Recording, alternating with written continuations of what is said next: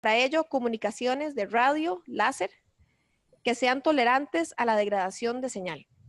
Vinton Cerf es también presidente honorario del Foro IP versión 6, dirigido a promover y acelerar la introducción de este nuevo protocolo de Internet.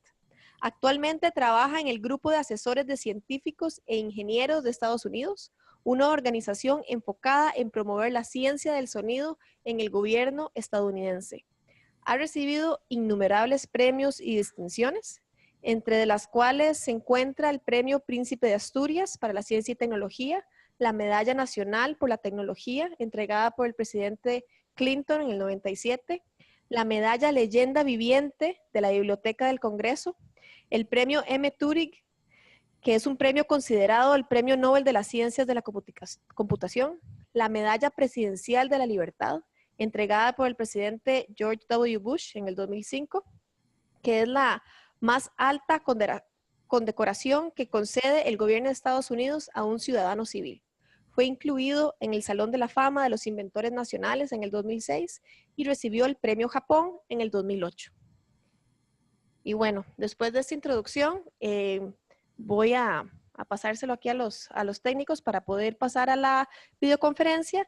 Vinton va a estar conversando con nosotros directamente y después tendremos una sesión de preguntas. Él no va a presentar filminas, sino que va a conversar directamente con todos ustedes y sería una increíble oportunidad de parte de todos ustedes poder también hacer preguntas al final de su charla de neutralidad de la red. So, buenas tardes, señores y señores. I apologize that that's as much Spanish as you're going to get out of me today. And I'm embarrassed to admit this because my daughter-in-law is a woman named Natalia Almada, who is a well-known Mexican filmmaker, and our two grandsons are growing up bilingual. The next time we meet, I promise I will have more Spanish for you. But today, I've been asked to speak about network neutrality and how that situation has evolved in the United States. First, I want to say that the term is used in different ways around the world. And so we should be careful not to equate a situation in one country with conditions in another, even if the same term is used. So what I would like to do in this brief talk is to speak to that term as it has evolved in the United States.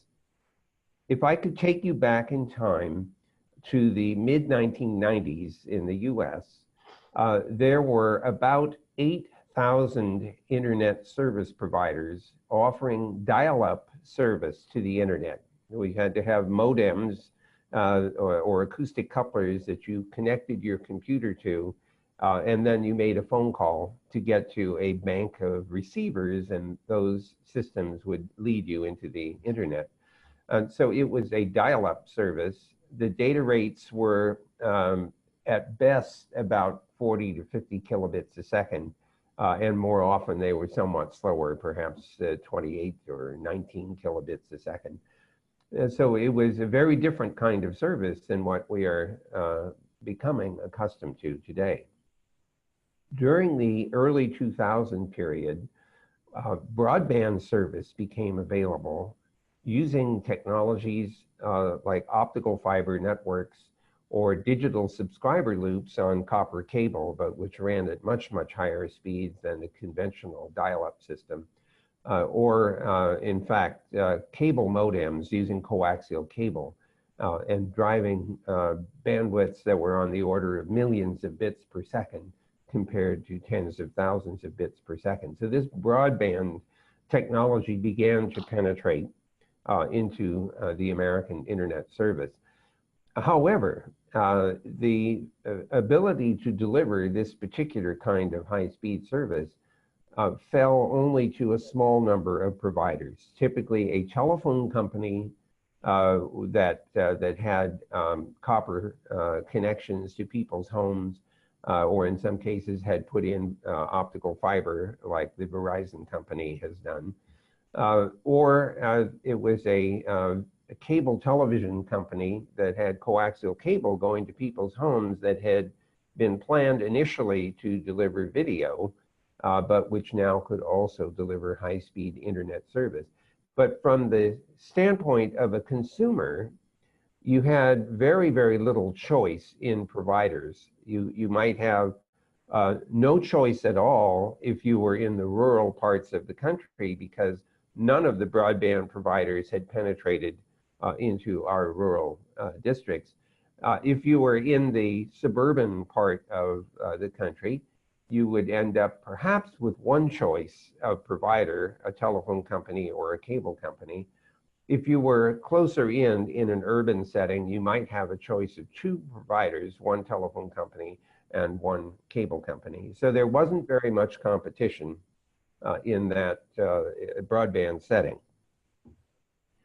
It turned out that during the evolution of the internet, our Congress was persuaded to leave hands off with regard to regulation of internet service. But as the system evolved, it became a concern that the providers of broadband service might possibly abuse their control of the high-speed pipe into the internet. I'll give you an example. If you were a cable television company and you were providing both internet and cable service to a subscriber, that is video service to a subscriber, you might notice that the high-speed internet service you were offering to your consumer was being used by that consumer to look at video from other sources. In our case, things like Netflix, for example, or YouTube video or other things. And so you could see this as competition for your primary product, which is video.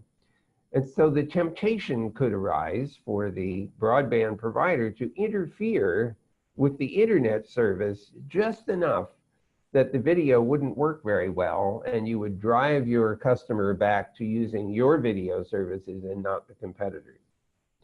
Well, there were a few instances of this kind of intervention, either with regard to voice services or with regard to video services. Or there were even some threats that the broadband provider would say to the sources of content, I'm not going to provide you with a high-speed delivery unless you pay me to do that.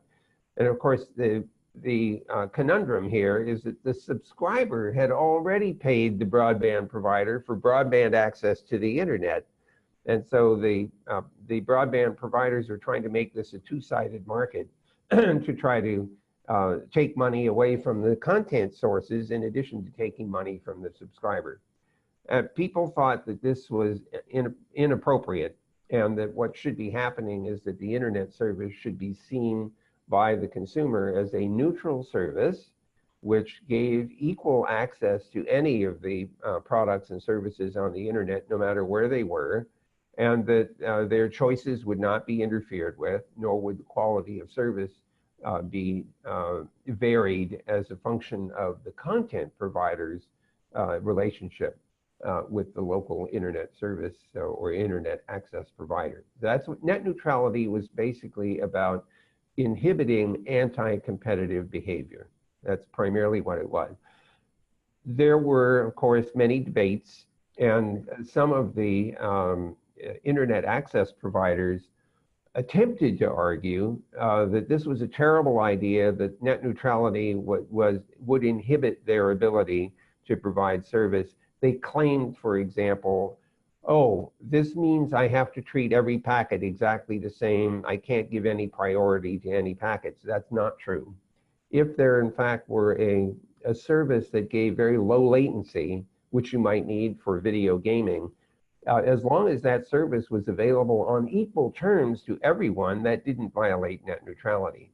The net neutrality issue is if you offered the latency only to certain parties and not to others on an equal basis.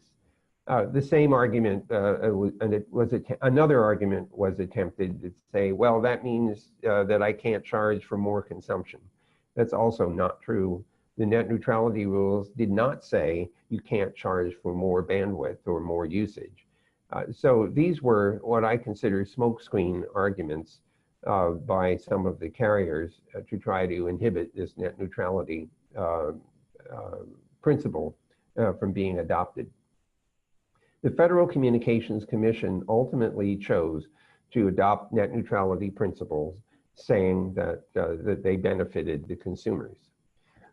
At some point, the cable companies and the telephone companies came to the FCC and complained to them that while they were both supplying internet service to the consumers, they were supplying their services with different rules, because in the American Telecommunications Act, there was a title for telephony called Title II, and there was another title for cable television called Title VI.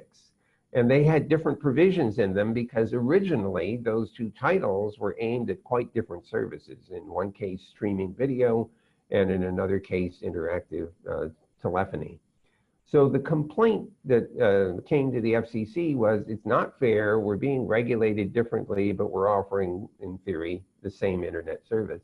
The response at the FCC was to say, oh, okay, let's just move internet service over to what's called Title I, which means it's an unregulated information service. So at this point, there was no regulation that could be introduced by the FCC because they had declared this to be an unregulated Title I information service. Well, you can imagine what happens next. There are some violations of the net neutrality principles anyway, and the FCC attempts to respond to those violations by either fining a company or threatening to fine them, or telling them that action would be taken if they didn't observe those principles. And the telecommunications company essentially argued that the FCC had no grounds for regulation because they had decided to move the internet service into an unregulated space. This dispute made it all the way up to the Supreme Court in the United States.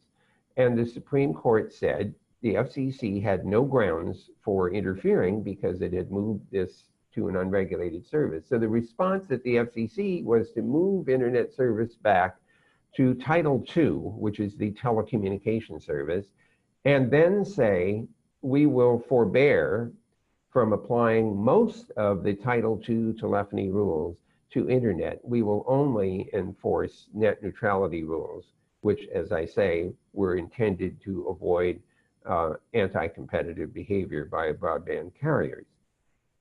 So that was the case for a while during the Obama administration. With the election of President Trump, a new FCC chairman was installed, and the chairman led the FCC to conclude that they should once again relinquish any authority over internet service, that they would move it back to Title I and make it an unregulated service. And that's where we are today. The consumers are not protected by the FCC against anti-competitive behavior, at least not by the FCC. There have been some arguments made that the Federal Trade Commission should be the place where disputes about neutrality should be adjudicated. And I don't want to pretend to be overly expert, but I will say that the mechanisms of the FCC and the mechanisms of the Federal Trade Commission are not the same. They don't have the same tools available. And so at this stage of the game, it isn't clear that the consumers in the US are very well protected against potential abuses of these net neutrality principles. So that's the basic story. I think I should probably stop there for a moment, find out if there are questions, and then ask if there are other topics that we might usefully discuss.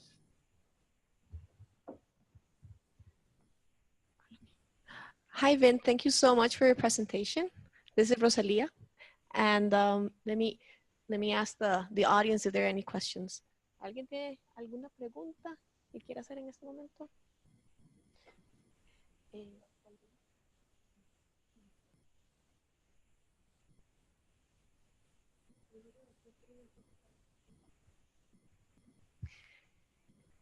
Vint, we were wondering if you could talk a little bit about like trying to bring it back here to Costa Rica. We see the United States as a, well, we used to see the US as a role model as to what to do about net neutrality. Yeah. And we've been following the, sorry about that, but we've been Oh, so am I. yeah.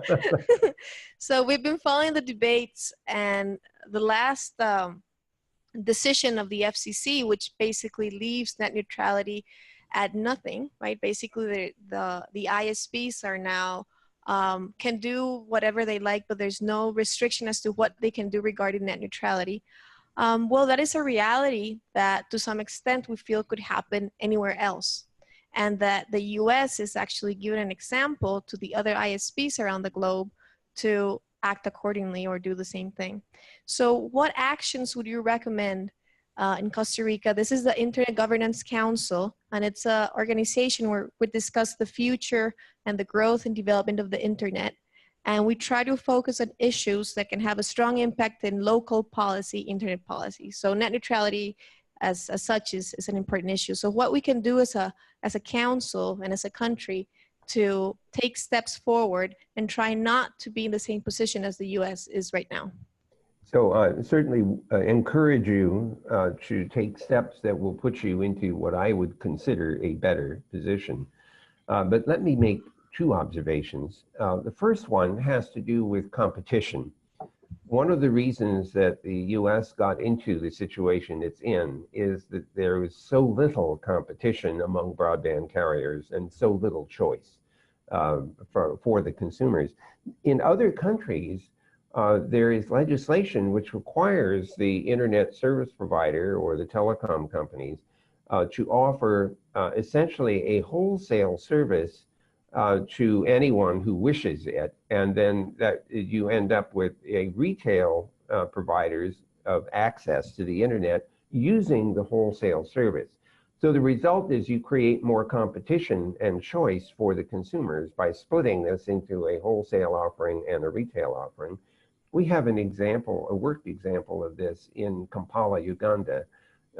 Google built a broadband optical fiber network in the capital of Uganda, in Kampala. And we offer this as a wholesale service.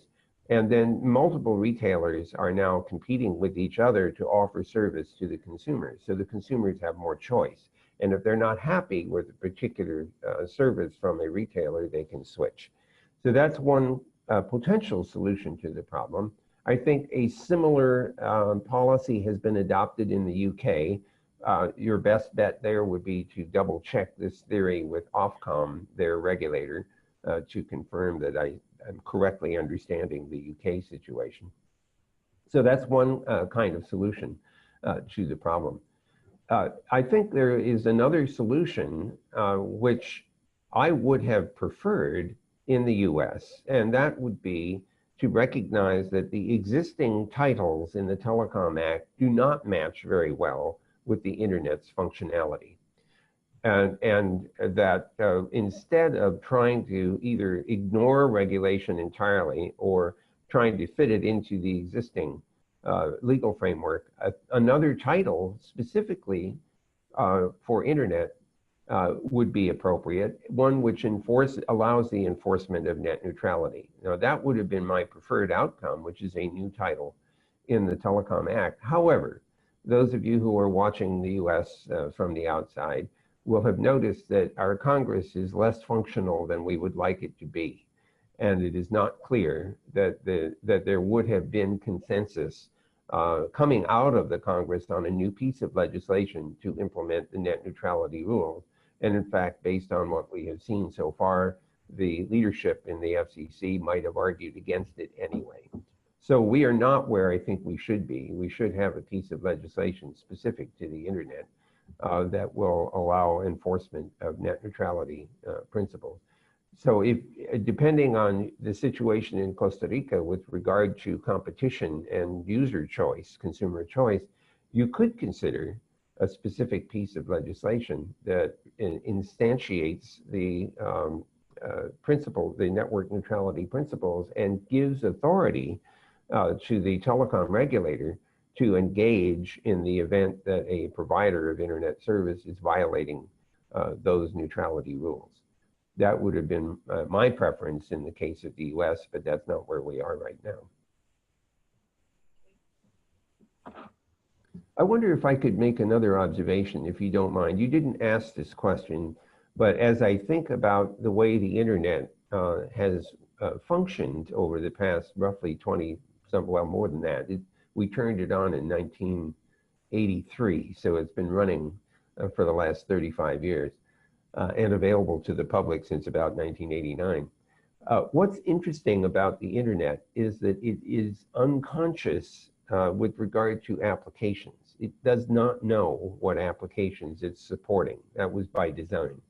So the result is that everything is built on top of a flow of packets from source to destination, which means anything that can be digitized can be carried on the internet.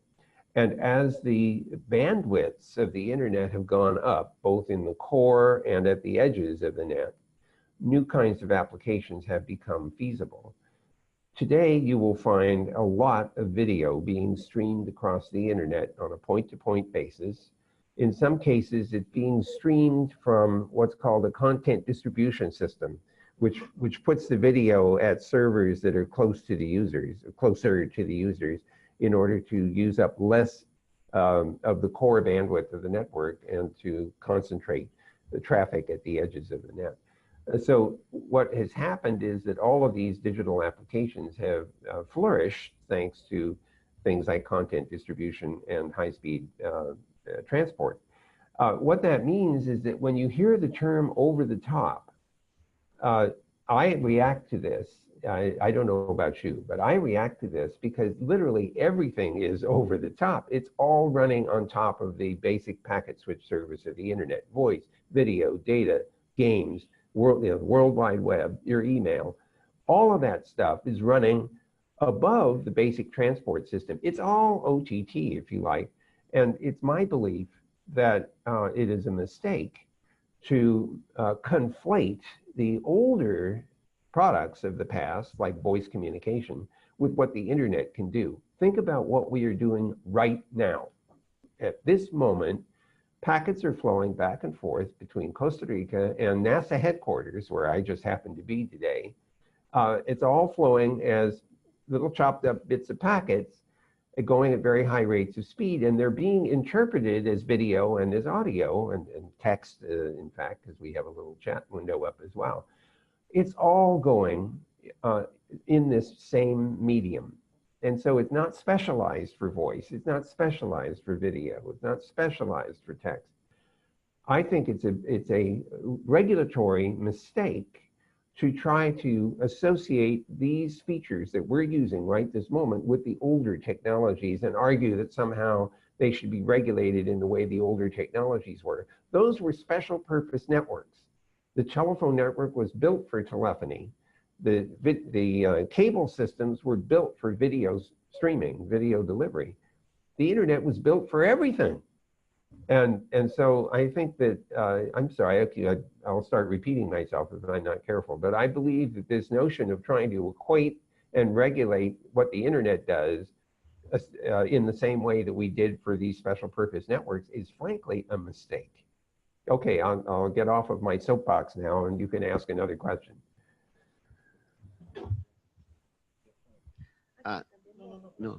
Vint, this is Guy, and thank you very much for being with us today, and especially since we have the Vice Minister of Education here and representatives from the Ministry of Education and representatives from the Ministry of Science, Technology, and Telecom. Wonderful. And here to my right, you have the representatives from our telecom governing body. So it's extremely nice that we are all together here and taking your precious time from the interplanetary internet. But that's so excellent. And at some point, I would like to hear a little bit your opinion on what's going on authoritative countries like, well, I'm not telling any name, but where there is this huge control and they not only control their own people, but they are exporting software to control other countries. I suppose this is quite sad for someone like you who has pushed forward all those wonderful principles. And but it would be nice to hear your opinion on that. So thank you very much, and certainly thank you to all of you for participating in this discussion.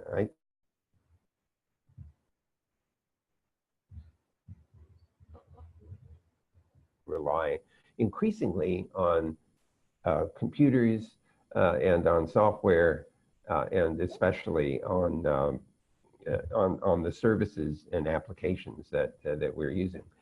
So first point to be made is that we're seeing the social side effects of providing people with internet service, and frankly, unexpected behaviors.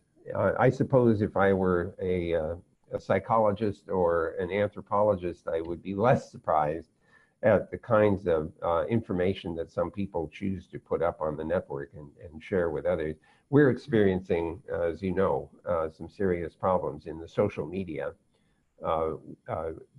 potentially having impacts on our elections, among other things.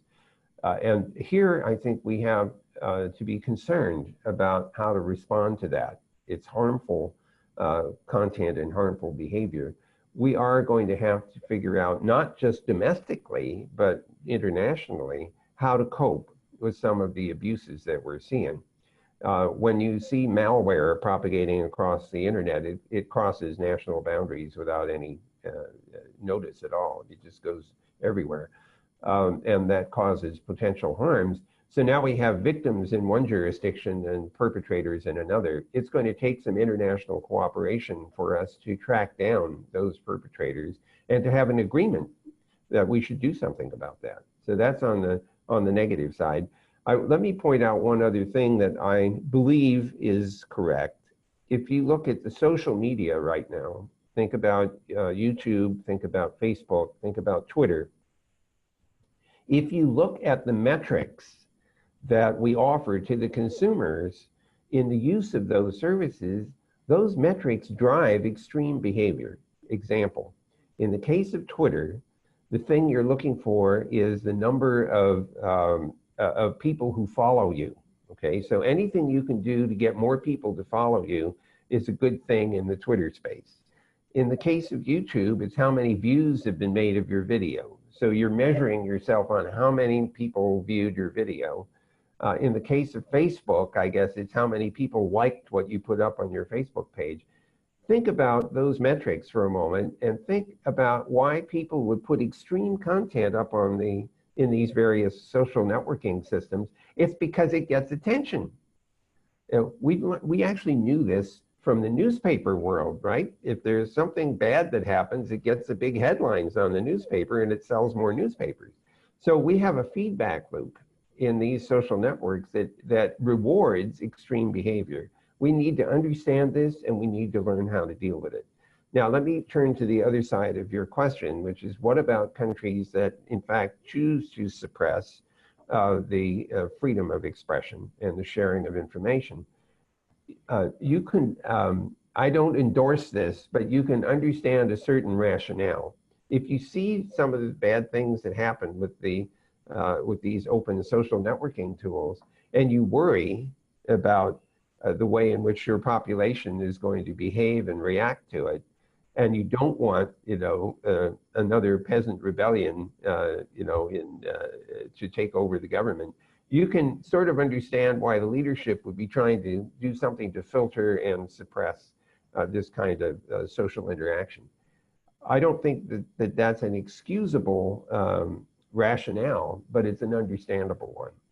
So where does that leave us? Well, I think it leaves us in the middle here, trying to figure out, how do I protect my citizens from malware, from fraud, from other kinds of abuse, bullying, and so on? And how do I also preserve the important principle of freedom of expression, freedom to assemble, freedom to get access to information and to make use of it? So there has to be a regime that we discover that will protect in the one side and enhance and permit freedom of expression on the other. And we have to find a way that's somewhere in between. This is not, as I say, a strictly domestic choice, because in the end, we're going to have to cooperate to deal with abusive behaviors across international boundaries. Now, since the Ministry of Education and Science and Technology are with us today, if you allow me, I'd like to mention something about their role and their opportunities in this online environment. I'm sitting at NASA today with the NASA Advisory Committee, specifically the Science Mission Directorate, looking at the absolutely unbelievable missions that are underway or are planned to find out, where did we come from? How does the solar system work? You know, are we alone? Is there anybody out there? The missions are ambitious, they're dynamic, and they're exciting. And of course, they're useless unless we get all the data back from the missions and then do something with it. And so the net has a huge role to play in capturing that data, organizing it, making it accessible to people who want to carry out tests and research and analysis of the data that's coming back. So from the science and technology point of view, the internet has a potential to allow all of us to get access to the discoveries that are being made and to build our theories around that data and to correct our theories when we discover the data doesn't support them. So on the science and technology side, I think we have this enormous opportunity to share what we know and to increase the pace at which we discover how the world around us works. On the education side, there's a similar and very big opportunity, and that's to allow people to freely search information in the network and to pull data back that they can find useful for either learning some new skill or training, or simply learning new languages, or in fact, speaking of languages, now we have the ability to translate languages back and forth. And I find myself depending on that fairly regularly. I have correspondence with people in 6 or 7 different languages, but I only speak, ja говорю медленно и плохо по-русски, spreche ein wenig Deutsch, and of course I can speak English, and yo hablo no español. So here we are. I've been using the Google translation system automatically for a lot of email correspondence, or when I'm out on the net and I pull back a website that happens to be in a language other than one I'm comfortable with. It's amazing what translation can do. What that means is we have an opportunity to work together more conveniently. I bet that the next time we have this conversation, we're going to do real-time translation from Spanish to English and English to Spanish. And then, of course, we'll get to see how well or poorly that works, and I'm sure there will be a few funny places here and there. Some of you know my experience when I was trying to apologize for not speaking Spanish. I started out by saying, yo estoy muy embarazado, and everybody laughed. I thought I was saying, I'm very embarrassed that I don't speak Spanish, and everybody told me, no, you just said you're pregnant. And so no wonder they laughed. So I don't say that anymore. But from the education point of view, we have so much to learn from each other, so much that we can share. And again, the network is an opportunity to apply that technology to learning. If I can point out one other important thing which you've experienced in Costa Rica, we've experienced in the US, and that is that as healthcare and nutrition and sanitation and housing get better and better, our lives get longer. And if you think for just a moment about the implications, it means that a child born today may live to be 100 years old. Imagine a career that lasts 80 years. And imagine the technological change over a course of 8 decades. Don't forget that those of you who have smartphones could not have had them sooner than 2007. That's only 11 years ago. So in the space of a decade, we're all suddenly heavily dependent on this new piece of technology. Look how quickly technology affects the way we live and work. So imagine now 80 years of evolution and development. We're going to have to keep learning new things in order to stay relevant. So suddenly education isn't just about the beginning of our lives, it's about our entire lives. And I sincerely hope that the Ministry of Education has taken that on board and realizes how important it's going to be for us to keep learning new things, to want to learn new things, and to know how to learn new things. Okay, I'll get off my soapbox again, but thank you for letting me go on and on about this topic, about which I am very enthusiastic. Okay, hello, Mr. Cerf. This is Gilbert Camacho. I am part of the board of directors in the Costa Rica Telecommunication Regulatory Body, SUTEL. My question for you is regarding this FCC decision on declaring internet service as unregulated. Is there any data that can show maybe economic or social effects on these decisions? I mean, what kind of consequences or effects these kind of decisions are doing on the US society as a whole? So let me make sure that I'm answering the right question, because I don't pretend to be expert at every single one of the FCC decisions. Are we speaking about terms and conditions for peering relationships? Is that the specific question?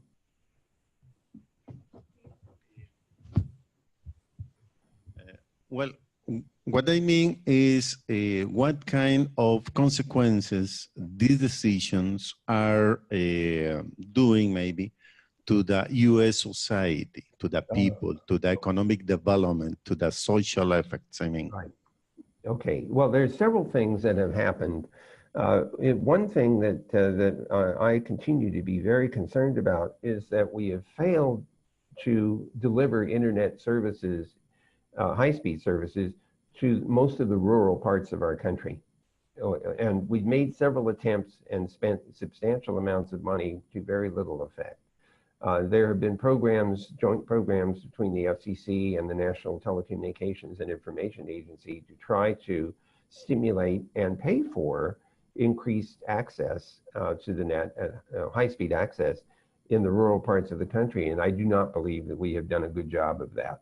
So that's one side effect, I think, of the regulatory system, is not successfully applying what we would have called universal service obligations, which historically had to do with telephony to internet. And so my belief is that the universal service that we should be seeking to introduce and legislating to encourage is high-speed internet service everywhere. So I think that's an issue, because the rural parts of the rural population doesn't have convenient access to the same kinds of information and services and products that our more urban and suburban population have. So that's one problem.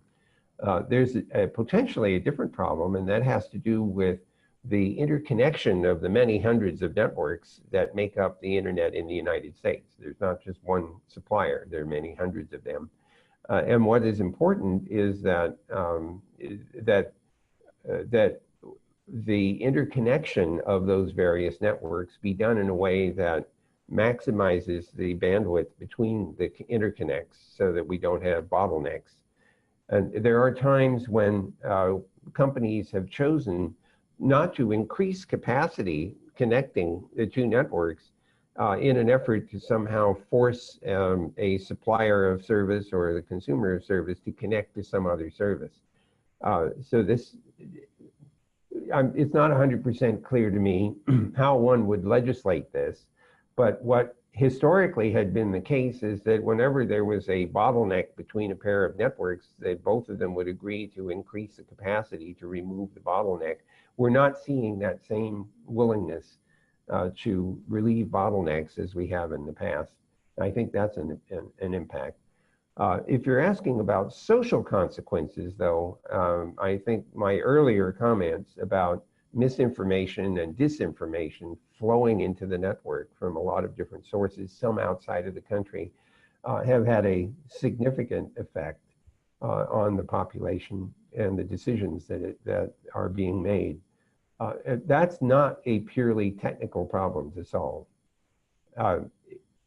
What really needs to happen is that people start thinking critically about what they're seeing and hearing.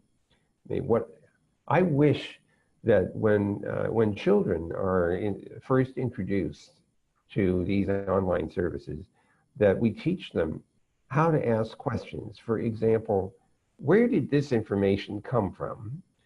Is there any corroborating evidence that supports the statements that are being made? Do we know who is putting that information up, and do we know what motivation they might have had to do that? This is called critical thinking. It's very aligned with scientific thinking, if you consider this for a moment. In the sciences, you have theories, and then you try to validate the theory by making measurements. And if you're a good scientist, when you make a measurement and it doesn't match the theory, you have to be prepared to change the theory to match the measurements. That's critical thinking. That's taking real data, measurement data, and essentially comparing it with your theory and being willing to change the theory if the evidence doesn't support it. Critical thinking is like that in that you have to ask questions. Is this information valid or is it not valid? Who is supporting that? Is there any support for that particular assertion or position? Unfortunately, critical thinking takes work. And there are some people who might not be willing to expend the effort to do that critical thinking. And yet it's sort of fundamental to society as I see it. And so I know that this is, you can't legislate this. This is something that you can only teach and encourage people to adopt as a practice. But I think it's very important because in the absence of that, we will see a lot of misinformation being taken on board mistakenly, leading to not very good decisions. Thank you very much for your comments. I have an additional comment. My name is Pedro Leon. I'm the president of the Costa Rican Academy of Sciences. Yay. Yes, I am not an IT nerd like most people in this room, I guess. But I'm a biologist by training, so my question may reflect that fact. The question is, how do you view the role of internet in the process of traditional education, beginning, K to 12, sort of? Do you see it as a very central role or more peripheral? What is your take on how the internet can help us teach students, the best science and the best critical thinking that we can? Well, thank you. That's a lovely question. Well, I'm going to give you two opposing responses, and that would just leave you with the struggle to figure out what to do with the two pieces of information. The negative side of all this is not the content. There apparently is some evidence that children, looking at screens too much, actually there's the potential harm that can be done by just being exposed to the screens too much and not being outside, and blue light is an issue. The whole series of, as a biologist, you might appreciate the question of bodily reaction to sensory input. We know that brains in the early stages of development are affected by the sensory input that they experience. And so your brain actually is reacting to sound and sight and video and touch and smell and so on. And so there's some concern that early development, in the early years from 1 to 5 or something like that, could be affected by too much exposure to this kind of screen interaction. So there is an issue there. And there are some people who are saying, I want to limit the amount of time my kids are using these screens. And so that's sort of the, let's be careful about how much kids use these devices. On the other side, of course, there is this astonishing array of content that's available. I will confess to you that when the power went out for a while, and I realized I would need to sit down, my computer wasn't working, and so I sat down with a pencil and paper, and I discovered I just couldn't write anymore because I get about 3 sentences into what I was writing and I wanted to turn to the internet to check a fact or to, look something up, and it wasn't there. And it was embarrassing to realize that I couldn't write without having ready access to information, as I had become so accustomed to it. However, let me tell you an anecdote, which is relevant, I think, to your question. I was talking to a college teacher who was complaining to me that her students were bringing their laptops into the classroom, and they were using them while she was lecturing. And I thought that she was going to say that they were doing Facebook, or they were watching YouTube videos or something like that, or doing email. And she said, no, that's not what they're doing. I said, well, what are they doing? And she said, they're looking up the stuff that I'm lecturing about.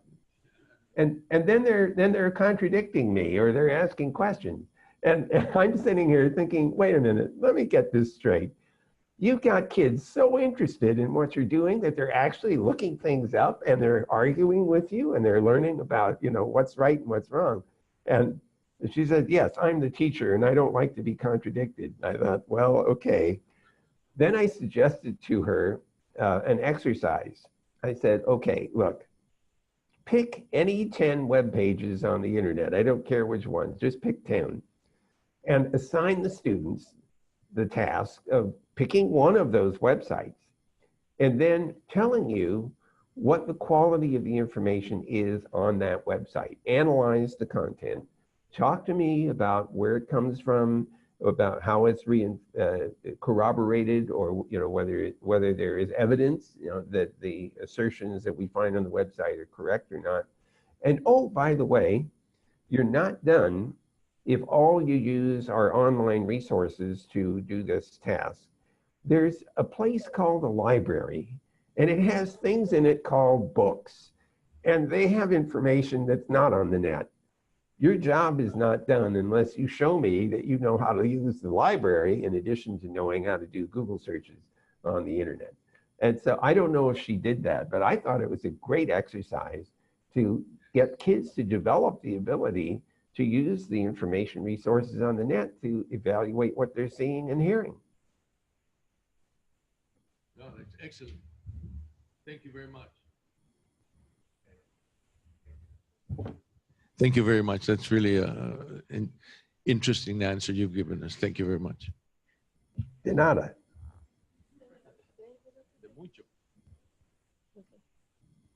And Ben, just to link this conversation with net neutrality, how would net neutrality affect the educational sector?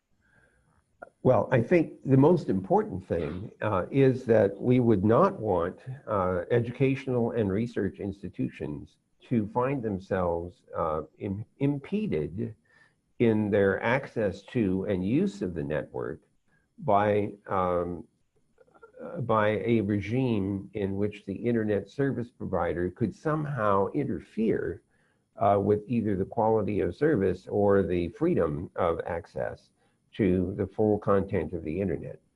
And so if we had a regime in which the internet access providers were free to somehow interfere with that freedom of choice, that would be vastly harmful, I think, to the educational enterprise.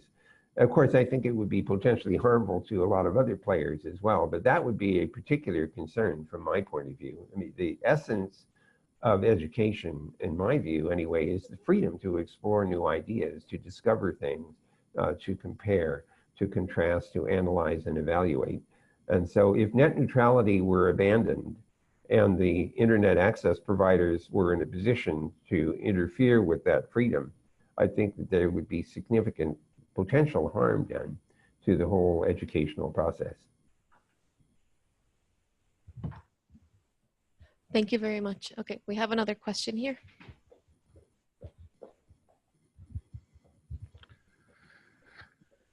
Hi, good morning. Please, could you elaborate more about the subject of zero rating and in respect to net neutrality? And oh yes, okay. Zero rating and in transparency matter.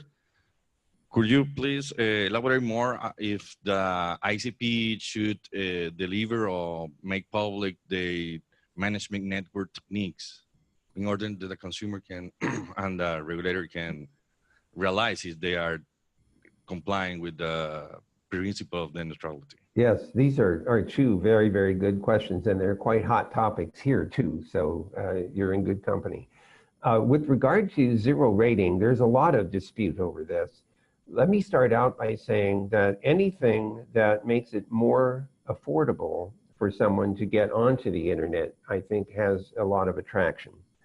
However, if it turns out to narrow access to the full capacity of the internet, then it's not clear how beneficial that is. So as an example, one form of zero rating was, I won't charge you for any use of this particular application or this service provider's services, but I'll charge you for everything else, but I won't charge you for that. Then the party who is getting that deal may end up thinking that all there is in the internet is this one product or this one service. And I consider that to be a potentially harmful outcome. To give you a counter example, in the case of Google, in India, we came to the conclusion that putting free Wi-Fi service in the railroad stations was actually a good thing. There was fiber running all along the railroad tracks, so we were able to get access to the internet through the fiber system and put up free Wi-Fi services at all the railroad stations. And what was fascinating to see as a result is that the teachers were bringing their students to the railroad stations to do their homework because they could get access to the internet. So I think the zero rating idea, if it narrows too much the choices that the consumer has for getting out to the rest of the internet, that it has a potentially harmful side effect. I'd much rather see something like an offering for a low-cost trial, for example, which gives the consumer the ability to go anywhere on the internet at some reduced cost, and then perhaps to be asked, if you like what you got, are you prepared to pay more for higher bandwidth or something like that. So that's the zero rating side of things. And now the second question was again the in transparency subject? Yeah, thank you. Right. So here I'm a huge fan of trying to help a user figure out, a consumer, whether they're actually getting what they're paying for. And so we at Google, we put up various kinds of tests that let you try to assess what kind of capacity you're actually getting on the net. Ideally, I think what would happen is that a report could come back that a testable, that is a validatable report saying what your actual service has looked like. I would consider that to be a very useful kind of transparency. And I confess to you that most users are probably not very interested in doing analysis of round trip time delays and bandwidths that are varying over time. Although, I'm a geek, and of course I love that stuff. Ideally, I think we would find a way to present to a user what their experience has been in terms of maximum delay or maximum bandwidth or minimum bandwidth, and maybe compared to the averages that are being seen in the area.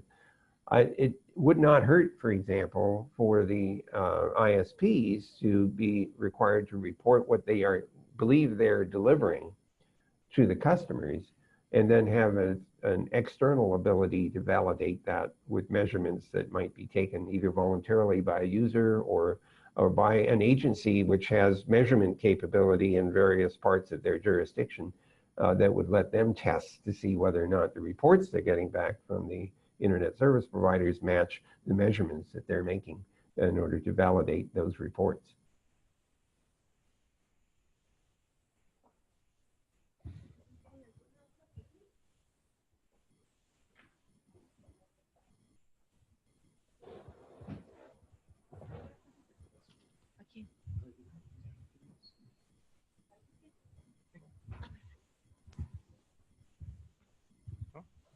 Now, I should report that I have about 5 minutes left before I have to return to my NASA Advisory Committee meeting.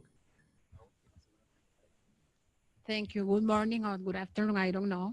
It is an honor to be here with you and with this excellent group. My name is Naomi Houston from the Electricity Institute of Costa Rica, ICE. I don't have a question, I have an opinion.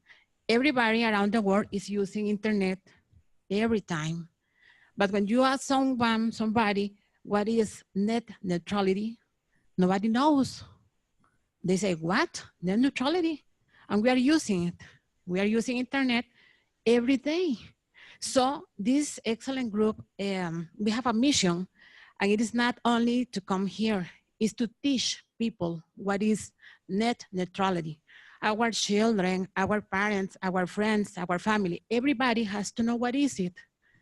And everybody has to protect it. But if they don't know what is it, they don't know what we're talking about. So when you ask net neutrality, what? So our mission is to teach what is it and protect it. Thank you. So I have a proposal for you. I'll have to check with some of my colleagues, but I think we did a little short 1-minute video to try to explain what it was and why it was important, a little cartoon thing. One of our Latin American leadership team is Pedro Les. And I would be happy to ask whether we could produce something along those lines as a contribution to answering that question. But I think you're quite right that if people don't know what it is and why it's important, then they won't care. Thank you, Vin. Thank you so much for that offering. I think we will definitely benefit from that, and all the organizations present can help diffuse that cartoon and help people in Costa Rica and abroad learn more about what is net neutrality and the importance. From all the people here at the members of the Internet Governance Council and NIC Costa Rica, we want to thank you for your time, for your wise words and interesting stories. I think we all learned a lot today. And it'll give us a lot of material to talk about and think about in reference to the development of the internet here in Costa Rica. Thank you again for your time. Good luck with the meetings to come, and hopefully we'll meet again soon. Thank you so much. Thank you very, very much. Just because I've got the microphone, let me just thank you for what you're doing. Internet governance is a very complicated topic. The fact that you're willing to spend time on this and to deal with it both domestically, and I hope some of you will be at the Parisian Internet Governance Forum. This is so important. So the fact you're taking time to wrestle with these issues is incredibly helpful. So I thank you for that on behalf of all of us who use the internet. So see you on the net. Bye.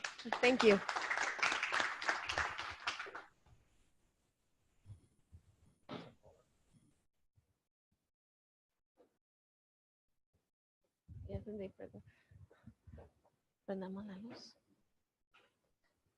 Bueno, muchísimas gracias a todos espero que hayan disfrutado conversar un poco con Vinton Cerf, una persona con mucha experiencia en muchas áreas.